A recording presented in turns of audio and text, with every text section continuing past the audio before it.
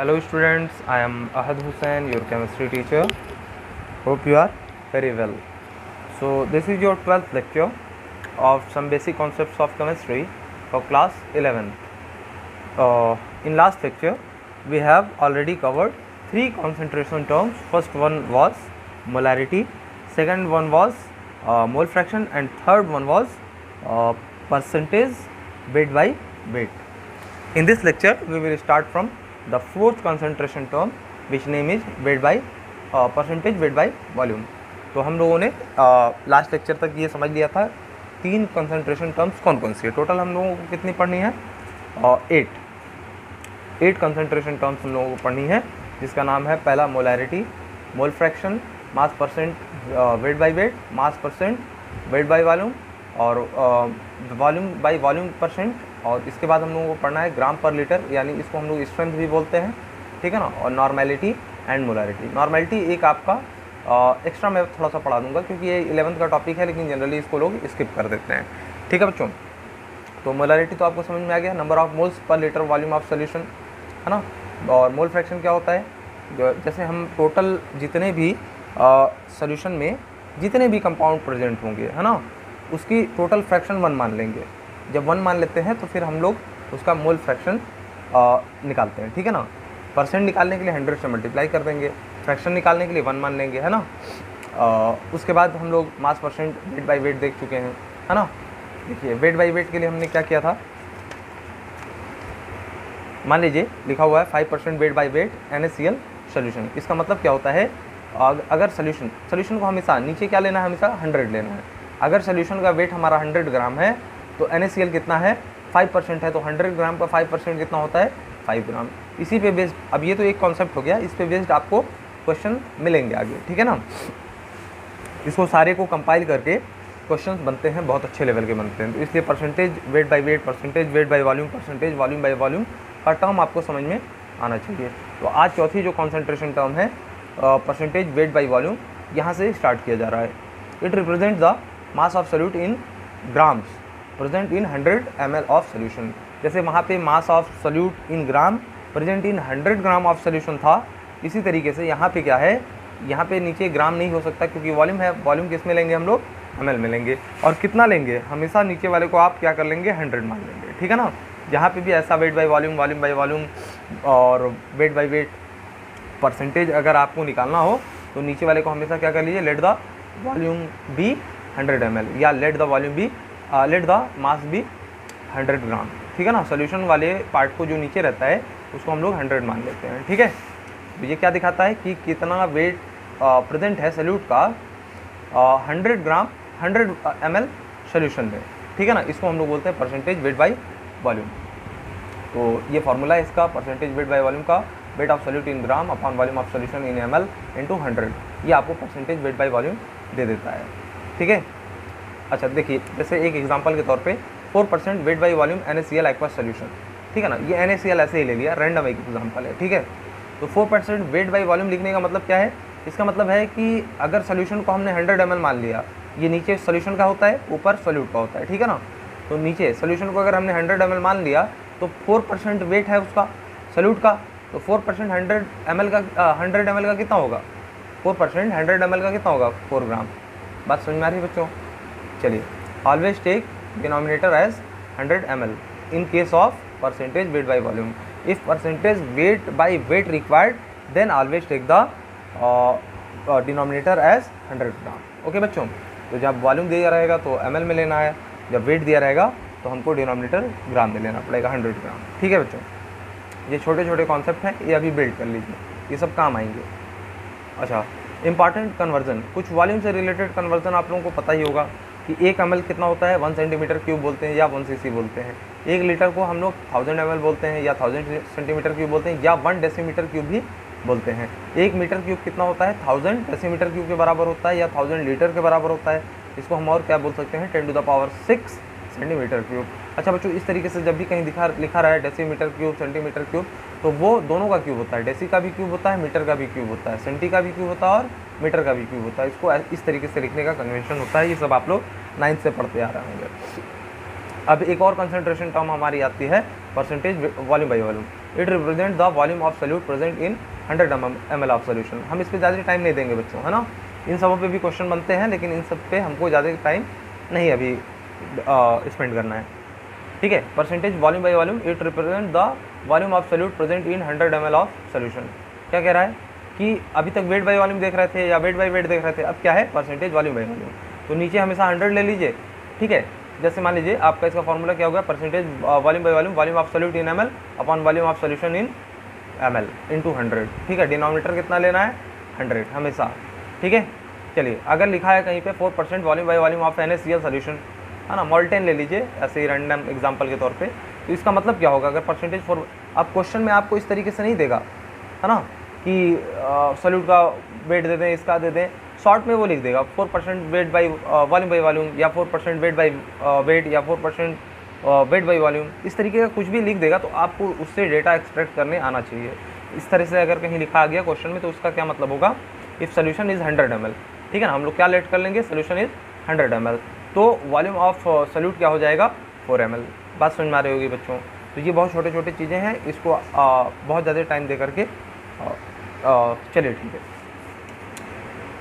Example 2, cough syrup contain 5% volume by volume alcohol. इसका मतलब क्या हुआ, उसी का एग्जाम्पल है वॉल्यूम बाई वॉल्यूम वाले का। इसका मतलब हुआ 5 ml of alcohol is present in 100 ml of solution, तो वो वॉल्यूम ऑफ सोल्यूट 5 ml हो जाएगा, है ना, क्योंकि 5% वॉल्यूम बाई वॉल्यूम है, और सोल्यूशन का वॉल्यूम 100 है, तो सॉल्वेंट का वॉल्यूम कितना हो जाएगा बच्चों 95 ml, ठीक है। अब एक इम्पॉर्टेंट जो है थोड़ा सा बस मैं पढ़ाऊँगा इसको, बहुत ज़्यादा, ये तो अपने आप में बहुत अच्छा कॉन्सेप्ट है नॉर्मेलिटी का।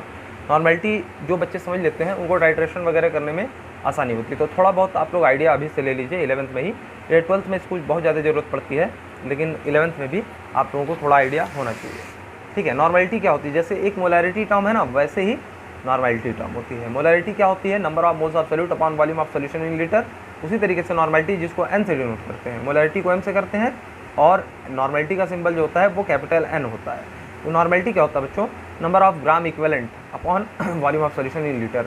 मोलैरिटी में moles of solute upon volume of solution आता है, इसमें ग्राम इक्विवेलेंट या इक्विवेलेंट आप सिंपली बोलिए, equivalent upon volume of solution in litre आता है, ठीक है ना। तो ये इक्विवेलेंट क्या है, सबसे पहले तो ये जान लिए इक्विवेलेंट क्या है। मोलैरिटी तो आपको समझ में आता होगा, moles of solute upon volume of solution in litre. Mole कैसे निकालते हैं, weight upon molar mass, weight of solute upon molar mass of solute, है ना। और मोलैरिटी का तो अब दूसरा फॉर्मूला क्या हो सकता है, नंबर ऑफ मोल्स की जगह वेट अपॉन मोलर मास रख दीजिए, तो wait upon molar mass into volume of in litre आपका मोलैरिटी का ये फार्मूला भी होता है। ये ले लीजिए, ये ले लीजिए, बात एक ही है। इसमें क्या किया है, मोल्स की जगह मोल्स की ये वाली वैल्यू रख दी है, ठीक है ना। चलिए, ये मोलैरिटी तो आप लोगों को समझ में आ चुका होगा। नॉर्मेलिटी समझिए, नॉर्मेलिटी क्या होता है, यहाँ मोलैरिटी जो होता है number of moles of solute upon volume of solution in litre होता है। इसमें normality number of equivalent of solute upon volume of solution in litre होता है, ठीक है। अच्छा, तो इक्विवेलेंट क्या होता है भाई, मोलैरिटी निकालने के लिए नंबर ऑफ मोल्स तो हम जानते हैं कि निकाल लेंगे, है ना, लेकिन इक्विवेलेंट कैसे निकालेंगे। तो इक्विवेलेंट कैसे निकलता है बच्चों, wait upon equivalent mass, weight upon weight of solute upon equivalent मास। क्या होता है ये बच्चों, इक्विवेलेंट मास क्या होता है, इक्विवेलेंट मास जो होता है molar mass of solute upon N factor. अब ये एन फैक्टर क्या होता है, इसको मैं थोड़ी देर बाद समझाऊंगा, समझ में आ रहा है। तो सबसे पहले हम लोग को किस चीज़ की जरूरत होगी, इक्विवेलेंट मास की। इक्विवेलेंट मास कहाँ से आएगा, सोल्यूट का मोलर मास हम जानते हैं, और एन फैक्टर निकालना अभी सीखेंगे। तो मान लीजिए H2SO4 है, H2SO4 2 H+ आयन दे सकता है, तो उसका एन फैक्टर 2 हो जाता है।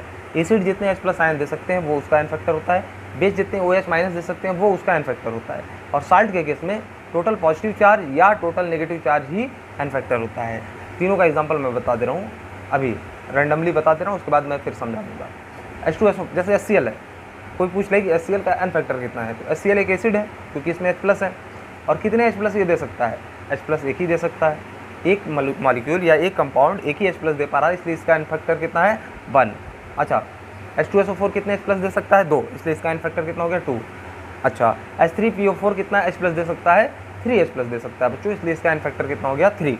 तो जितने H+ एक एसिड दे सकता है वही उसका एन फैक्टर हो जाता है। बेस के केस में कैसे हम निकालेंगे, कितने OH- दे सकता है, जैसे NaOH एक बेस है तो OH- एक निकलेगा तो इसका एन फैक्टर 1 हो जाएगा।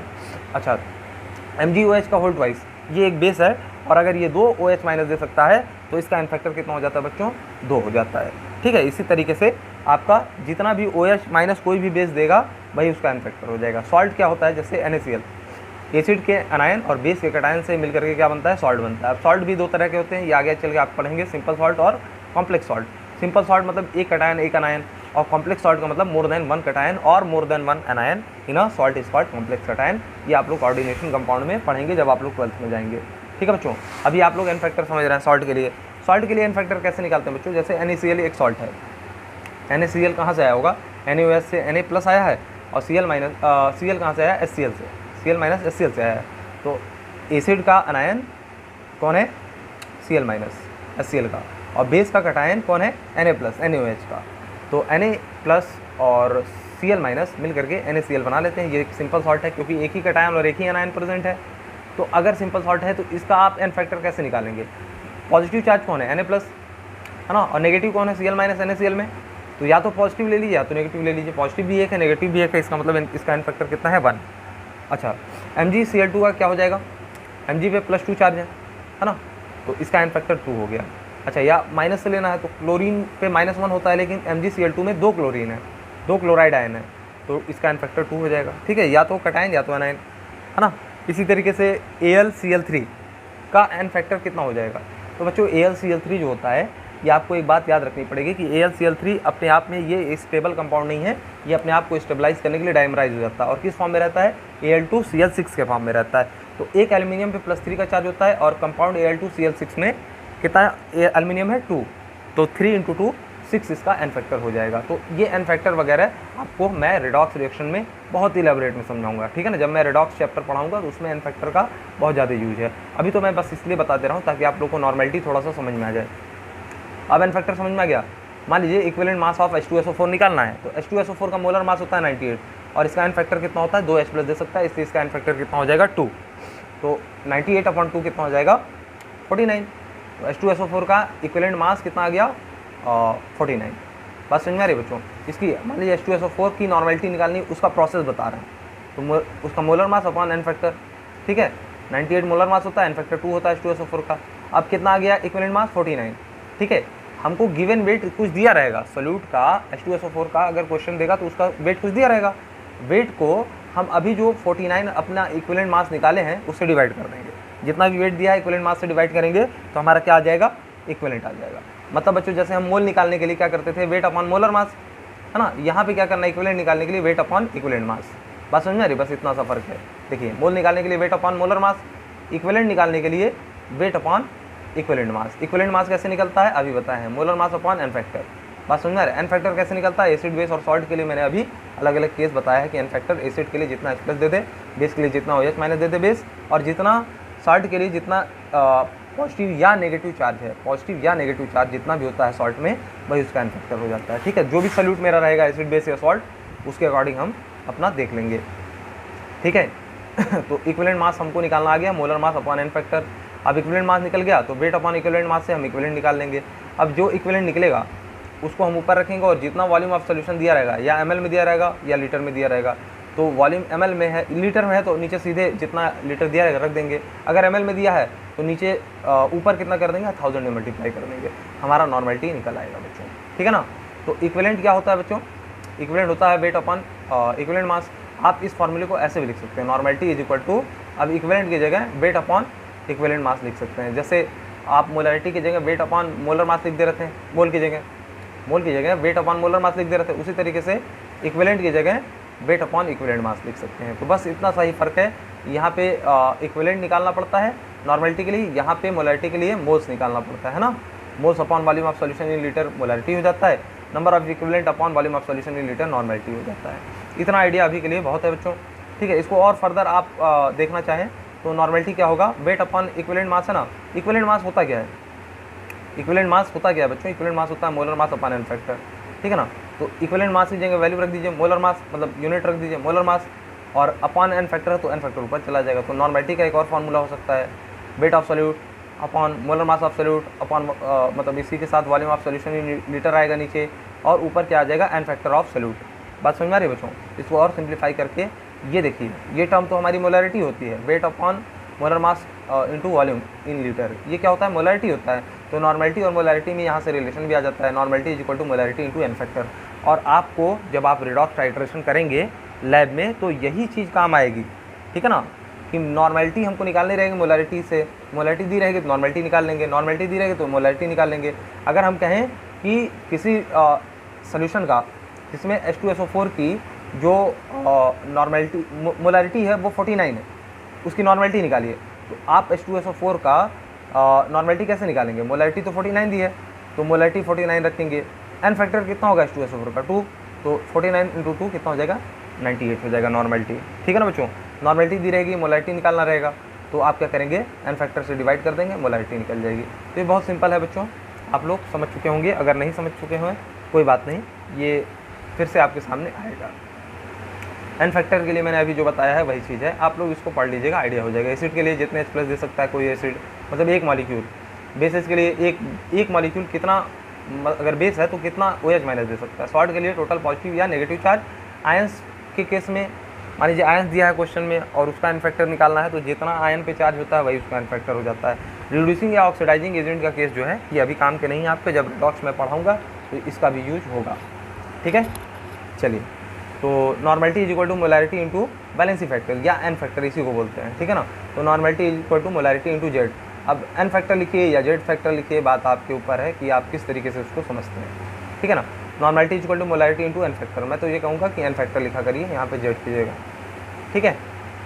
चलिए, अब दिया है the normality of 0.3 molar phosphorous acid H3PO3 is. अच्छा, अब ये क्वेश्चन दे दिया, इसी से आपको आइडिया हो जाएगा कि कैसे इस तरह के क्वेश्चन, मतलब इस पे आते हैं। एक छोटा सा क्वेश्चन है, द मोलैरिटी, मतलब मोलैरिटी निकालना है हमको, ठीक है ना, सॉरी नॉर्मेलिटी निकालना है। The normality of 0.3 molar, 0.3 molar का मतलब मोलैरिटी 0.3 है, 0.3 मोल पर लीटर ऑफ सोल्यूशन में, मतलब है H3PO3 जो है 0.3 मोल है 1 लीटर सोल्यूशन में, तो बाकी क्या होगा, वाटर होगा बच्चों, उससे हमको कोई मतलब ही नहीं।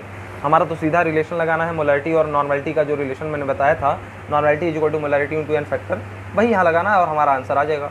बात समझ में आ रही है। तो नॉर्मेलिटी निकालना है, मोलैरिटी दी हुई है किसकी, H3PO3 सोल्यूशन की।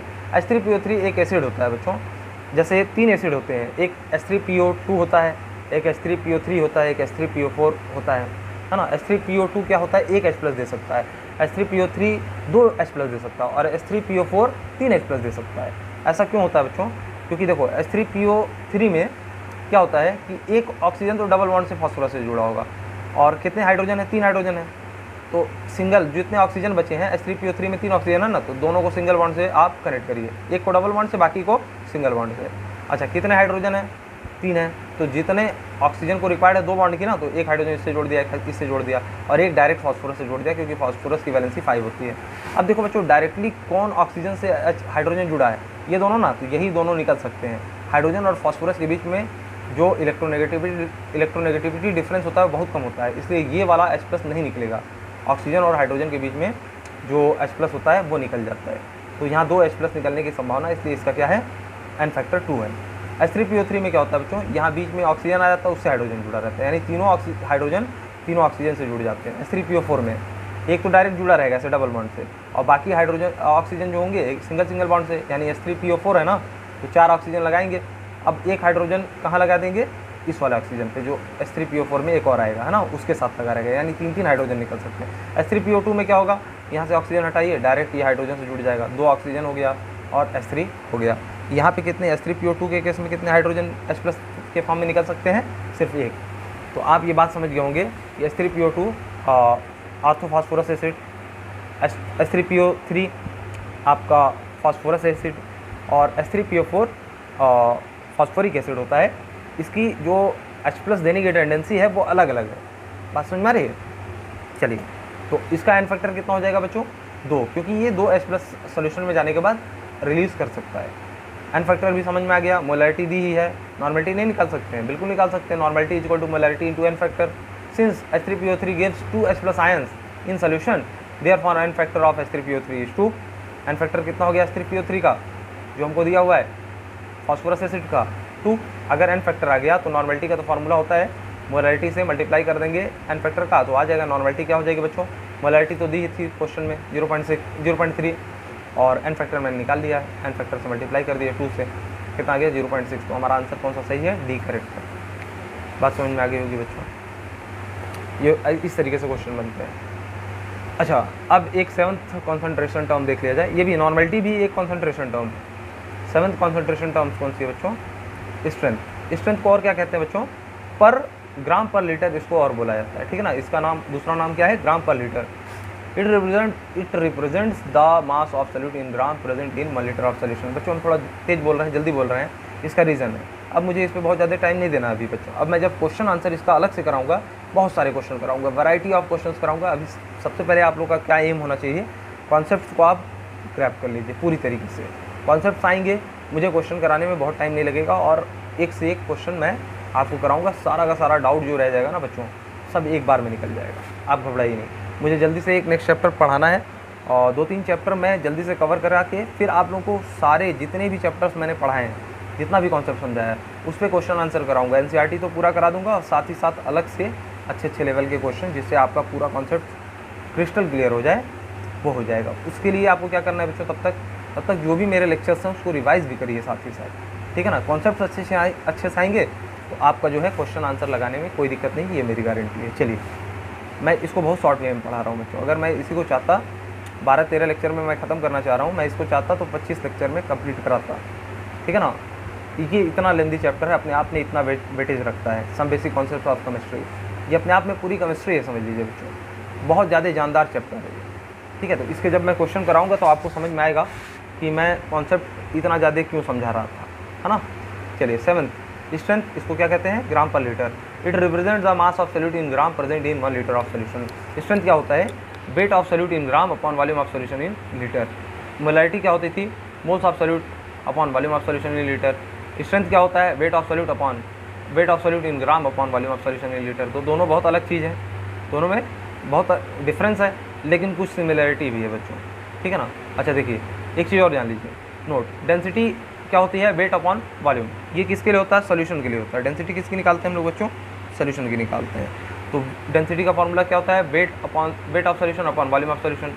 लेकिन ये क्या है बच्चों, ये कोई कंसंट्रेशन टर्म नहीं है, क्योंकि यहाँ पे ऊपर भी सोल्यूशन है, नीचे भी सोल्यूशन है। कंसंट्रेशन टर्म तो तब होती जब ऊपर सॉल्यूट होता, नीचे सोल्यूशन होता, या ऊपर सॉल्यूट होता, नीचे सॉल्वेंट होता। सॉल्यूट को ऊपर रखना ही पड़ता है, ठीक है ना, या सॉल्वेंट को ऊपर रखना ही पड़ता है। यहाँ पे क्या है, ऊपर भी सोल्यूशन है, नीचे भी सोल्यूशन है, तो डेंसिटी कोई कंसंट्रेशन टर्म नहीं है। ये बात आप लोग क्रिस्टल क्लियर कर लीजिए, ठीक है। अब relation between strength and molarity देख लिया है। स्ट्रेंथ क्या देखें हम लोग, wait of solute in gram upon volume of solution in litre. तो स्ट्रेंथ आपको समझ में आया, लेकिन क्या रिलेशन है मोलैरिटी एंड स्ट्रेंथ में, थोड़ा सा सिमिलरिटी भी है कुछ। देखिए क्या है, सिमिलरिटी नहीं, रिलेशन है। मोलैरिटी क्या होता है, number of moles of solute upon volume of solution in litre. अच्छा, मोल को क्या लिख सकते हैं, वेट अपॉन मोलर मास। हम जानते हैं मोल निकालने का जो वेट के टर्म में फॉर्मूला होता है, वेट अपॉन मोलर मास होता है, और इसका नंबर के टर्म में होता है गिवन नंबर अपॉन Na यानी एवोगैड्रो नंबर, और वॉल्यूम के टर्म में होता है गिवन वॉल्यूम अपॉन 22.4 लीटर। ये सारी चीज़ें मैंने पहले ही समझा दी है, तो आपको ये छोटी छोटी चीज़ें समझ में आनी चाहिए। Molarity equal to number of moles of solute upon volume of solution in litre होता है। मोल्स की जगह आप क्या रख सकते हैं, वेट अपॉन मोलर मास, ठीक है ना, वेट अपॉन मोलर मास रख दीजिए। कि जो स्क्वायर बनाया, इस तरह के ब्रैकेट बनाया, उसमें मत जाइए आप, है ना। चलिए, तो मोलैरिटी क्या होता है, number of moles of solute upon volume of solution in litre. तो मोल की जगह हम क्या लिख सकते हैं, wait of solute upon molar mass of solute into volume of solution in litre को इसी तरह से लिख देंगे, ठीक है। अच्छा, स्ट्रेंथ क्या होता है बच्चों, weight of solute upon volume of solution in litre, weight of solute in gram upon volume of solution in litre. अच्छा, मोल क्या होता है, weight in gram upon volume molar mass, weight in gram upon molar mass, है ना। उसी तरीके से strength क्या होता है, weight of solute upon volume of solution in litre. तो स्ट्रेंथ का हम क्या करें, मोलैरिटी का ये फॉर्मूला दिख रहा है, weight of solute upon molar mass of solute into volume of solution in litre. तो स्ट्रेंथ जान रहे हैं हम, वेट अपॉन वॉल्यूम है, तो इस वेट अपॉन वॉल्यूम को हम स्ट्रेंथ से रिप्लेस कर सकते हैं। तो मोलैरिटी क्या हो जाएगा, स्ट्रेंथ अपॉन मोलर मास। बात समझ में आ रहा है बच्चों, इसकी जगह हमने क्या लिख दिया, स्ट्रेंथ लिख दिया, और अपॉन मोलर मास नीचे है ही। तो स्ट्रेंथ क्या हो सकता है बच्चों, मोलैरिटी इंटू मोलर मास। ये होता है स्ट्रेंथ और मोलैरिटी में रिलेशन। कहीं मोलैरिटी दी हो, स्ट्रेंथ पूछ ले, मोलैरिटी दी हो, नॉर्मलिटी पूछ ले, नॉर्मलिटी दी हो, मोलैरिटी पूछ ले, नॉर्मलिटी दी हो, स्ट्रेंथ पूछ ले, कुछ भी पूछ ले आपसे। आपको अगर कॉन्सेप्ट पता है तो जब मैं क्वेश्चन आंसर पूरा करा दूंगा, उसके बाद आप बहुत आसानी से सब कुछ डिटरमाइन कर लेंगे, ठीक है बच्चों। अभी आपका फोकस बस यही हो कि कैसे कॉन्सेप्ट को समझा जाए अच्छी तरीके से, ठीक है। अब एर्थ जो मेरी कॉन्सेंट्रेशन टर्म है वो मोलैलिटी है। मोलैलिटी और मोलैरिटी में थोड़ा फ़र्क है बच्चों। मोलैलिटी जो है वो टेम्परेचर डिपेंडेंट टर्म है, मोलैलिटी जो है टेम्परेचर इंडिपेंडेंट टर्म है। इसका मतलब क्या है सर? इसका मतलब है कि मोलैलिटी में वॉल्यूम आता है, मोलैलिटी में वॉल्यूम जैसी कोई चीज़ नहीं होती है, मोलैलिटी में कोई भी वॉल्यूम जैसी चीज़ नहीं होती। ये LITY है, वो RITY होता है मोलैलिटी, ठीक है ना। उसको कैपिटल M से शो करते हैं सिंबल, इसका स्मॉल m से शो करते हैं। चलिए, it represent the moles of solute present in 1 kg of solvent. Molality में क्या हो रहा था? मोलैलिटी में number of moles of solute upon volume of solution in litre हो रहा था, नीचे वॉल्यूम ऑफ सॉल्यूशन आ रहा था। लेकिन इसमें क्या है, मोलैलिटी में इट रिप्रेजेंट मतलब number of moles of solute पर kg सॉल्वेंट, मतलब number of moles of solute present पर kg सॉल्वेंट। बात समझ में आ रहा है? तो मोलैलिटी का फॉर्मूला क्या हो जाएगा? Moles of solute upon weight of solvent in kg। तो इसको कैसे सिंबल वाइज कैसे शो करते हैं? Moles of solute upon weight of solvent in kg। बस समझ में आ रही होगी बच्चों। तो यूनिट क्या हो जाएगी इसकी? मोल पर kg, या इसको और क्या बोलते हैं? मोलल बोलते हैं। मोलैलिटी में मोल पर लीटर होता था, उसको मोलर बोलते थे, और मोलैलिटी में मोल पर kg ऑफ सॉल्वेंट होता है, तो इसलिए इसको मोलल बोलते हैं। बात समझ में आ रहा है? इसका यूनिट क्या हो जाएगा? मोल पर kg या मोलल। अच्छा, मोल्स ऑफ सॉल्यूट कैसे निकालते हैं? Wait of solute upon molar mass of solute. Molality क्या हो सकती है? और मोलैलिटी क्या हो सकती है? इसकी जगह हम क्या रख दें? Wait of solute upon molar मास रख दें, तो क्या हो जाएगा ये फार्मूला बदल के? Wait of solute upon molar mass of solute into wait in kg, किसका? सॉल्वेंट का। बात समझ में आ रही? तो मोलैलिटी का ये फार्मूला हो गया। एग्जांपल के तौर पे आप ये जान लीजिए, 2.5 molal aqueous solution of glucose अगर कहीं लिखा है तो इसका मतलब क्या है? Let the weight of solvent is 1 kg, है ना। यहाँ पे परसेंटेज वाला नहीं है, weight by wait, weight by volume, volume by volume वाला, ये अलग कॉन्सेप्ट है। मोलैलिटी एक अपने आप में अलग कॉन्सेंट्रेशन टर्म है। इसमें क्या होता है बच्चों? आपको डिनोमिनेटर में क्या लेना पड़ेगा? Solvent 1 kg always. तो नीचे जो भी दिया रहेगा सॉल्वेंट 1 kg आप मान लेंगे। 2.5 molal aqueous solution of glucose का मतलब हुआ कि वेट सॉल्वेंट का जो है, सॉल्वेंट कौन होगा? ग्लूकोज दिख रहा है, ये तो सॉल्यूट है, सॉल्वेंट कौन होगा बच्चों? वाटर होगा। बात समझ में आ रही है? तो सॉल्वेंट कितना ले लेंगे हम? 1 kg। तो मोल्स ऑफ सॉल्यूट कितने हो जाएंगे? 2.5। मतलब इसका मतलब ये हुआ कि 2.5 मोल्स ऑफ ग्लूकोज सॉल्यूट है, C6H12O6 इसका फॉर्मूला होता है, are present in 1 kg of water. बात समझ में आई बच्चों? यहाँ वाटर कुछ नहीं दिया, लेकिन आपको समझ जाना है मोलल में एक्वस दिया है। एक्वा मतलब पानी होता है, वाटर होता है। एक्वा फोबिया, पानी से डर, लेकिन किस तरह के पानी से डर? पीने के पानी से डर। हाइड्रोफोबिया, डूबने वाले पानी से डर। तो ये सब का वर्ड आपको समझ में आना चाहिए। एक्वा मतलब वाटर, एक्वस मतलब पानी में डूबा हुआ कुछ। कौन सा? ग्लूकोज डूबा हुआ है, ग्लूकोज घुला हुआ है। बस में सॉल्यूट कौन है? ग्लूकोज, और सॉल्वेंट कौन है? वाटर। इस तरीके के आप लोगों को समझ होनी चाहिए बच्चों, ठीक है। वारियर बनना है तो इस तरीके की समझ होनी चाहिए, नहीं तो सिंपल से क्वेश्चन करना है तो ऐसे ही रह जाइए, ठीक है। इसका मतलब समझ गए? 2.5 मोलल, स्मॉल m लिखा है मोलल, कैपिटल M लिखा रहता तो मोलर। तो 2.5 molal aqueous solution of glucose, इसका मतलब क्या हुआ कि 2.5 moles of glucose are present in 1 kg of solvent. बात समझ में आई? चलिए क्वेश्चन ले लेते हैं। अब देखिए, सबको कंपाइल करके एक क्वेश्चन लेते हैं। कैसे? अ 49% weight by wait solution of H2SO4 in water has a density of 1.2 ग्राम पर ml। Calculate the molality and molality of the solution. अब देखिए, जितनी भी कॉन्सेप्ट बताया ना, 2-3 कॉन्सेप्ट तो इसी में क्लियर हो जाएंगे। वेट बाई वेट परसेंट वाला जो कंसंट्रेशन टर्म है वो भी समझ में आ जाएगा। देखिए, ठीक है, ये क्या कह रहा है? 49% weight by wait solution H2SO4 in water, मतलब 49% क्या है? H2SO4 है, बाकी का क्या है? वाटर है। बात समझ में आ रही है? हैज़ अ डेंसिटी ऑफ 1.2 ग्राम पर ml। लेकिन किसकी डेंसिटी होती है बच्चों? सोल्यूशन की। जब हमने H2SO4 को पानी में डाल दिया तो वाटर और H2SO4 का जो मिक्सचर बना, जो सोल्यूशन बना, ठीक है, होमोजीनियस जो मिक्सचर बना, इसकी डेंसिटी होती है बच्चों सोल्यूशन की, ना ही H2SO4 की, ना ही वाटर की। डेंसिटी किसकी होगी? सोल्यूशन की होगी बच्चों, H2SO4 वाटर में मिलने के बाद। Calculate the molarity and molality of solution. अब इतना सारा डेटा दिया है हमको, मोलैरिटी भी कैलकुलेट करनी है, मोलैलिटी भी कैलकुलेट करनी है। अगर बच्चों आप डायरेक्ट करने जाएंगे तो कहीं ना कहीं कंफ्यूज हो जाएंगे। हम लोग उसका छोटा सा टेबल बना लेंगे। हमेशा जब भी मोलैरिटी एंड मोलैलिटी वाला कुछ क्वेश्चन इस तरीके का दिखे ना बच्चों, तो एक छोटा सा टेबल बना लिया करिए, ठीक है। तो यहाँ पे जगह कम थी इसलिए मैंने ऐसे करा दिया है। सोल्यूशन कैसे इसका होगा? Let the weight of solution is 100 ग्राम। क्यों लेंगे 100 ग्राम? क्योंकि यहाँ पे 49% वेट बाई वेट दिया हुआ है सोल्यूशन, बाकी कुछ दिया नहीं है ना। अब मोलैरिटी और मोलैलिटी हम कितनी भी वॉल्यूम वेट पे निकाल सकते हैं बच्चों, इसलिए आप ये कन्फ्यूज मत होइएगा कि मोलैलिटी और मोलैरिटी ज़्यादा हो गया वॉल्यूम या ज़्यादा हो गया वेट तो कैसे निकलेगी, ये सब टेंशन नहीं लेना है। जैसे ही परसेंटेज वेट बाई वेट आया हम क्या लेंगे, वेट ऑफ सोल्यूशन इज़ 100 ग्राम। बात समझ में, नीचे क्या है, ऊपर क्या है वेट ऑफ सोल्यूट, नीचे क्या है वेट ऑफ सोल्यूशन। ये किस केस में, परसेंटेज वेट बाई वेट का ये कॉन्सेप्ट है, ये अलग कॉन्सेप्ट है, मोलैलिटी वाला अलग कॉन्सेप्ट है। ये दो तरह के कॉन्सेप्ट को एक ही क्वेश्चन में मर्ज कर दिया गया। बात समझ में आ रही बच्चों। तो 49% वेट बाई वेट सोल्यूशन का मतलब हुआ कि अगर हमने 100 ग्राम सोल्यूशन को मान लिया है तो 49 ग्राम कौन है, सोल्यूट है। सोल्यूट है कौन मेरा, H2SO4, तो बाकी कौन होगा, सॉल्वेंट होगा। सॉल्वेंट कितना होगा, 51 ग्राम। बात समझ में आ रही बच्चों, बात आपको समझ में आ रही होगी। सॉल्वेंट हमारा क्या हो जाएगा, 51 ग्राम। अब देखो इसको आप टेबल से समझो, यहाँ सोल्यूट है, यहाँ सॉल्वेंट है, यहाँ सोल्यूशन है, तीन हमने चीज़ें लिख ली। किसी भी सोल्यूशन में सोल्यूट होगा, सॉल्वेंट होगा और सोल्यूशन होगा, ये दोनों मिलकर के क्या बनाएंगे, सोल्यूशन बनाएंगे। चलिए हम सोल्यूट का वेट देखते हैं। इससे क्या दिख रहा हमको, 49 ग्राम। अगर 100 ग्राम हमारा सोल्यूशन है तो 49 ग्राम कौन है, सोल्यूट है। तो सॉल्वेंट क्या हो जाएगा, 100 - 49 कितना आ जाएगा, 51 ग्राम। सोल्यूट मेरा 49 ग्राम हो गया, कौन है, H2SO4। सॉल्वेंट मेरा 51 ग्राम है, कौन है, H2O। बात समझ में आ रही। तो सॉल्यूशन का वेट कितना है, वो तो 100 ग्राम मान ही लिए ऊपर। बात समझ में आई।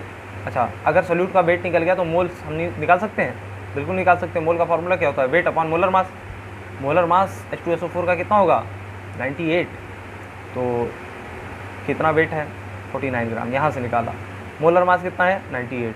तो मोल कितने हो जाएंगे, 49/98। 1/2 moles of H2SO4 is present in 49 gram weight by wait solution of H2SO4 in water. बात समझ में आ रही, नहीं समझ में आ रही, यानी आधा मोल प्रेजेंट है 49 ग्राम H2SO4 इन वाटर। क्या मतलब देता है कि आधा मोल है। कैसे निकाला, जितना वेट था 49 ग्राम, वेट अपॉन मोलर मास कर दिया। मोलर मास कितना होता है, 98 होता है। वाटर की हाइड्रोजन की वजह से 2, सल्फर की वजह से 32, ऑक्सीजन की वजह से 16 × 4। ठीक है, सब इस तरीके से कैलकुलेट करना मैंने सिखाया है। तो मोल्स ऑफ सोल्यूट कितना हो जाएगा, 1/2। तो सॉल्वेंट अगर हमारा 51 ग्राम है तो केजी में कितना आएगा, 51/1000। अच्छा, इसको केजी में क्यों लिए हैं, क्योंकि अभी हमको मोलैलिटी निकालनी होगी तो weight of solvent in KG होगा। तो वेट ऑफ सॉल्वेंट, सॉल्वेंट है कौन, वाटर है। तो वाटर का हमने जो 51 ग्राम था उसको केजी में कन्वर्ट कर दिया। इतना तो समझ में आता होगा। सोल्यूशन कितना ग्राम लिया था हमने, 100 ग्राम, तभी तो ये डिस्ट्रीब्यूट किए हैं इसके बेसिस पे, परसेंटेज के बेसिस पे। और डेंसिटी कितनी दी हुई है हमको क्वेश्चन में, 1.2 ग्राम पर ml। अब ये हमको समझना है कि अगर डेंसिटी दी है तो हम क्या निकाल सकते हैं, वेट से वॉल्यूम निकाल सकते हैं। वॉल्यूम की ज़रूरत क्यों पड़ेगी, ये तो समझ में आ गया कि वेट इन केजी मोलैलिटी की ज़रूरत पड़ती है। वॉल्यूम की ज़रूरत क्यों पड़ेगी बच्चों, क्योंकि हमको मोलैरिटी भी निकालनी है। तो मोलैरिटी निकालनी है तो डेटा हम जो बना रहे हैं अपना टेबल, उसमें वॉल्यूम ऑफ सोल्यूशन निकाल लेंगे, क्योंकि मोलैरिटी के केस में number of moles of solute upon volume of solution in litre आता है। बात समझ में आए बच्चों। तो वॉल्यूम ऑफ सोल्यूशन कितना हो जाएगा, देखिए वॉल्यूम क्या होता है, वेट अपॉन डेंसिटी, क्योंकि density is equal to mass upon volume होता है। तो वॉल्यूम क्या होगा, मास अपॉन डेंसिटी। मास कितना है, 100 ग्राम है, डेंसिटी कितनी है, 1.2। तो क्या हो जाएगा बच्चों, ये एक डेसिमल हटाइए तो 1000/12 हो जाएगा। ठीक है, ये ग्राम पर ml में आता है। आप इसको काटेंगे तो कुछ आएगा, जो भी आए, इसको काट पीट करके 1/12 लीटर आ जाएगा, क्योंकि यहाँ पे 1000 से नीचे डिवाइड करेंगे ना, 1000 से नीचे डिवाइड करेंगे तो क्या हो जाएगा, ये 1000 से ये 1000 कट जाएगा, 1/12 लीटर आ जाएगा। जैसे ही ग्राम पर ml को किलोग्राम पर लीटर में कन्वर्ट करना हो, 1000 से डिवाइड कर दीजिए। बात समझ में आ रही है बच्चों। तो जैसे ही 1000 से डिवाइड करेंगे नीचे तो ये 1000 से ऊपर कट जाएगा, 1/12 बच जाएगा। तो 1/12 लीटर वॉल्यूम है सोल्यूशन का। बात समझ में आ रही है। अब मोलैरिटी निकालना कितना आसान है, number of moles of solute upon volume of solution in litre. Moles देखिए कितने हैं सोल्यूट के, 1.2, 1/2। वॉल्यूम ऑफ सोल्यूशन कितना है, वॉल्यूम ऑफ सोल्यूशन अभी निकाला यहाँ, 1/12 लीटर। तो 1/2 moles upon 1/12 litre is equal to 6। ये कैलकुलेट कर लीजिएगा आप। तो मोलैरिटी कितनी आ गई, 6। इसके आगे मोलर लगा लीजिए, है ना, मोल पर लीटर लगा लीजिए, या मोलर इसकी यूनिट लगा सकते हैं आप। मोलैरिटी कैसे कैलकुलेट होती है, मोलैरिटी का formula number of moles of solute upon weight of solvent in KG. Number of moles of solute तो वही रहेंगे 1/2, और वेट ऑफ सॉल्वेंट कैसे निकाले हैं, यहाँ निकालें। केजी में लेना है तो 51/1000, 1000 ऊपर चला जाएगा, 51 से 2 मल्टीप्लाई हो जाएगा, तो 1000/102। इसको कैलकुलेट करके आप मोलैलिटी बता सकते हैं इतनी है। तो इतना मोलल आपका जो है कंसंट्रेशन है अगर मोलैलिटी देखा जाए तो। बात समझ में आ गई होगी बच्चों। अब एक टर्म और है परसेंटेज कंपोजिशन का। तो परसेंटेज कंपोजिशन मैं थोड़ा सा बस बता दे रहा हूँ, क्योंकि मुझे इसमें टाइम लगेगा। इम्पेरिकल फार्मूला भी समझाना है, तो इम्पेरिकल फार्मूला मैं थोड़ा सा अच्छे से समझाना चाहता हूँ बच्चों आप लोगों को। चाहता तो बहुत शॉर्ट वे में समझा करके उसको भी चला जाता है, लेकिन वो मैं चाहता हूँ कि आप लोग बहुत अच्छे से समझिए। तो एक छोटा सा लेक्चर मैं उसके लिए अलग से बना दूंगा। सबसे पहले आप समझ लीजिए परसेंटेज कंपोजिशन क्या होती है। कोई भी कंपाउंड दिया रहा है, अगर उसका हमको परसेंटेज कंपोजिशन निकालने के लिए बोल दे कि सेपरेट जितने भी एलिमेंट्स प्रेजेंट है सबका परसेंटेज कंपोजिशन निकालिए, रफ में करके बता देना बच्चों, ये थोड़ा सा लेंदी हो जाएगा, रफ में जान लीजिए। मान लीजिए H2O दिया है कोई कंपाउंड H2O, इसमें पूछे हाइड्रोजन का कंपोजिशन बताइए, तो हम नीचे क्या रख लेंगे, इसका जो मोलर मास होता है उसको 18, ठीक है। ऊपर क्या रखेंगे, हाइड्रोजन का जो एटॉमिक मास या मोलर मास होगा 1 होता है, लेकिन कितने हाइड्रोजन है 2, बात समझ में आ रही बच्चों, इंटू 100, यही परसेंटेज कंपोजिशन ऑफ हाइड्रोजन होगा। अगर इसी में हम पूछ लें ऑक्सीजन का परसेंटेज कंपोजिशन बताइए, तो नीचे तो इसका मोलर मास ही आएगा, ऊपर क्या आएगा बच्चों, ऊपर ऑक्सीजन आएगा ना, कितने ऑक्सीजन है 1, और एक ऑक्सीजन का जो मोलर मास होता है वो कितना होता है, ये एटॉमिक मास 16 होता है इंटू 100, ये इसका परसेंटेज कंपोजिशन निकल जाएगा। ये 11 पॉइंट समथिंग आया होगा, 11.89 है ना, और ये कितना है 88.11 आया होगा, ठीक है ना। देखिए यहाँ पे निकाला हुआ है, इसको आप लोग देख लीजिएगा, ठीक है। अच्छा एक चीज़ और, मान लीजिए H2SO4 दिया है, इसमें पूछ ले कि हमको परसेंटेज कंपोजिशन ऑफ सल्फर बताइए, या हाइड्रोजन बताइए, या ऑक्सीजन बताइए, अलग अलग एलिमेंट का पूछ सकता है। तो क्या करेंगे, सबसे पहले डिनोमिनेटर में तो इसका मोलर मास ले लेंगे, 2, 32, 34, 34 और 64, 98, तो 98 इसका मोलर मास होता है। अब हमसे परसेंटेज कंपोजिशन किसी का पूछे, क्या करेंगे हम, मान लीजिए हाइड्रोजन का पूछे, तो हाइड्रोजन का जो एक का मास 1 होता है, 2 हाइड्रोजन है तो 2 लिखेंगे, इंटू 100 कर देंगे, जो आएगा वही हाइड्रोजन का percentage composition in the H2SO4 compound, वही हाइड्रोजन का परसेंटेज कंपोजिशन होगा। अगर हमसे सल्फर का पूछ ले तो नीचे क्या करिए, हमेशा मोलर मास रख लीजिए, और सल्फर का जो आपका मोलर मास है उसको ऊपर रख दीजिए, क्योंकि हमको सल्फर का निकालना है, इंटू 100 कर दीजिए, ये जितना आएगा वो सल्फर का परसेंटेज कंपोजिशन इन H2SO4 है। ऑक्सीजन का पूछ ले तो नीचे आप क्या करेंगे, हमेशा जो मोलर मास होता है वो लिख लेंगे, और ऑक्सीजन का क्या है मोलर मास लिखेंगे, इंटू कितने ऑक्सीजन प्रेजेंट है 4, इंटू 100 कर देंगे, तो ये आपका परसेंटेज कंपोजिशन किसका आ जाएगा, ऑक्सीजन का आ जाएगा।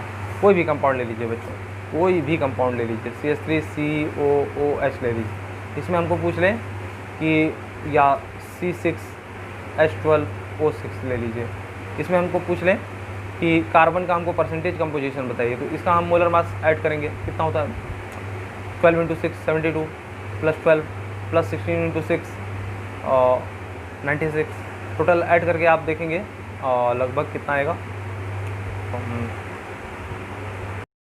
तो इसका मोलर मास बच्चों 180 होता है, ठीक है। अब इसमें किसी का भी हमसे परसेंटेज कंपोजिशन पूछ ले, मान लीजिए हमसे पूछ ले कि कार्बन का परसेंटेज कंपोजिशन बताइए, तो नीचे आपका मोलर मास आएगा, ठीक है, और ऊपर क्या आएगा, जो कार्बन की वजह से इसका मास आ रहा है वो आएगा। कार्बन का कितना टोटल मास है, एक कार्बन का 12 होता है, और कितने कार्बन है इस कंपाउंड में 6, इंटू 100 कर देंगे तो परसेंटेज कंपोजिशन ऑफ कार्बन आ जाएगा। इसी में हाइड्रोजन का पूछ ले तो नीचे आप 180 ही लिखेंगे, क्योंकि इसका मोलर मास 180 है। हाइड्रोजन का मास कितना होता है 1, कितने हाइड्रोजन है 12, इंटू 100 कर दीजिएगा, परसेंटेज कंपोजिशन ऑफ हाइड्रोजन भी आ जाएगा। इसी तरीके से ऑक्सीजन करना होगा 16 × 6 अपॉन 180 इंटू 100। बात समझ में आ गई होगी बच्चों। अच्छा एक और कंपाउंड ले लेते हैं, CuSO4.5H2O है ना, इसको बोलते हैं ब्लू विट्रियोल, या FeSO4.7H2O, इसको क्या बोलते हैं बच्चों, ग्रीन विट्रियोल। इसमें एक में ही समझ में आ जाएगा। मान लीजिए आपसे पूछ ले CuSO4.5H2O का, इसमें ऑक्सीजन का परसेंटेज कंपोजिशन कितना है, तो आपको बच्चों ये 5 वाटर छोड़ना नहीं, इसको भी ऐड करना है। कॉपर का 63.5 होगा, सल्फर का 32 होगा, ऑक्सीजन का 16 × 4 होगा, और 5 वाटर है तो H2O का एक का 18 होता है, 18 × 5, यानी मोलर मास आप इसका निकाल लेंगे, नीचे रख देंगे। और ऊपर क्या है ऑक्सीजन 4 और 5 4 9, टोटल 9 ऑक्सीजन है, तो 9 × 16 अपॉन जो भी इसका मोलर मास आएगा इंटू 100 कर देंगे, तो ऑक्सीजन का परसेंटेज कंपोजिशन आ जाएगा। इसमें अगर वाटर का परसेंटेज कंपोजिशन पूछ ले डायरेक्ट ऐसे ही, तो 5 × 18 ऊपर आएगा, और नीचे क्या आएगा टोटल जो इसका मोलर मास होगा इंटू 100। बात समझ में आ गई होगी बच्चों। अब इसके बाद मैंने परसेंटेज कंपोजिशन पढ़ाया क्यों, ताकि आपको मैं जब एम्पिरिकल फार्मूला बताऊँ बहुत छोटा सा, आधे घंटे में आप लोगों को बहुत अच्छे से समझ में आ जाएगा, है ना। एम्पिरिकल फार्मूला का मैं अलग से बनाने का कुछ रीज़न है बच्चों, है ना। मैं इस तरीके से जल्दी से शॉर्ट वे में उसको नहीं समझाना चाह रहा हूँ, नहीं तो 10 मिनट में वो भी निपटा देता, ठीक है ना। तो आप लोग वेट करिए नेक्स्ट लेक्चर का मेरे, मैं उसको भी क्लियर कर दूँगा। और पढ़ाई करते रहिए तब तक। धन्यवाद।